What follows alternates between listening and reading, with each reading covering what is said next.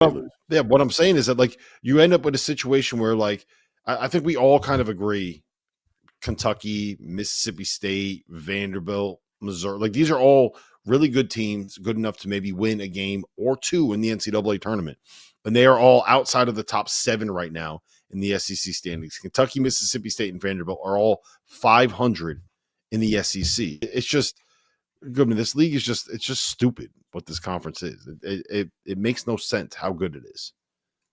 And it's even stupider because Arkansas has now become, dangerous over the last like week and a half, where before it was almost like, honestly, you were kind of circling Arkansas and being like, all right, they're kind of a dead team. But I'm telling you, it's crazy to say, since Boogie Flame went out and Nellie Davis became Nellie Davis again. And it's funny, Mike had a great point. We're watching the end of that game tonight.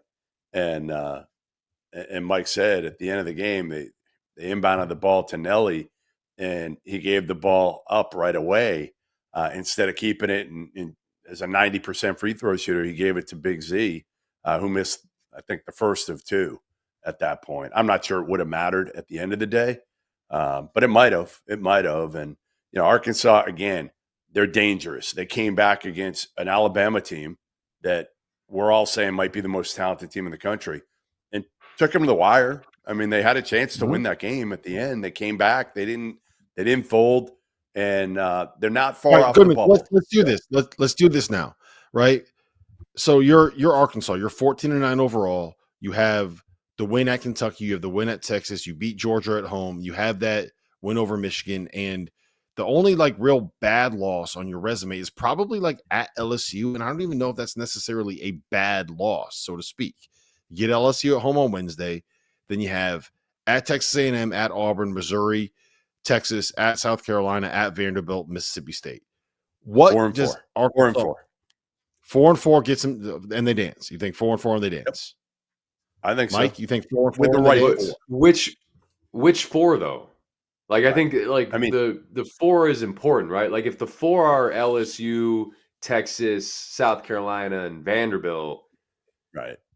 You probably got to win in the SEC tournament. Yeah, like you get 2 of those in there. If 2 of the 4 are, you go to Auburn, which we saw was at least possible today, or you go, get Missouri at home. You win the Mississippi State game, or or at A&M. I mean, you're gonna have to get probably at least 2 of those. I'll say this: you'll probably have to get 2 of Mississippi State, Missouri, Auburn, and A&M. You probably got to get 2 of those. I think if you have to win the next game. You have to win the next game. Yeah. Yes. You lose that, you're screwed. That's almost a given at this point on Wednesday, that if you don't win that game, you're 3-8 at that point. It'd be hard to flip it at that point. But regardless, listen, they're going to be fun. The SEC tournament, like, luckily, I already locked into that one a month or 2 ago. It's going to be so good. It is going to be so damn good.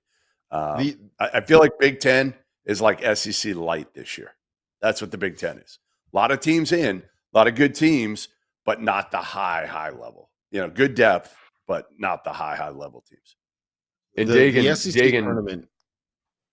Go ahead, Mike. I just want to shout out Dagan real quick, because he also makes a great point. Like beating Texas and beating Vanderbilt too. Like those are 2 teams that are kind of hovering around the bubble, and you want to be on the right side of it. Beating those teams and not having them push further and towards the field. Those could be playout games, right? Like that could be the situation where you're at Vanderbilt and the loser of that game. It's the Tuesday, March 4th, second to the last day of the college basketball season. That could very easily be a play out kind of a situation.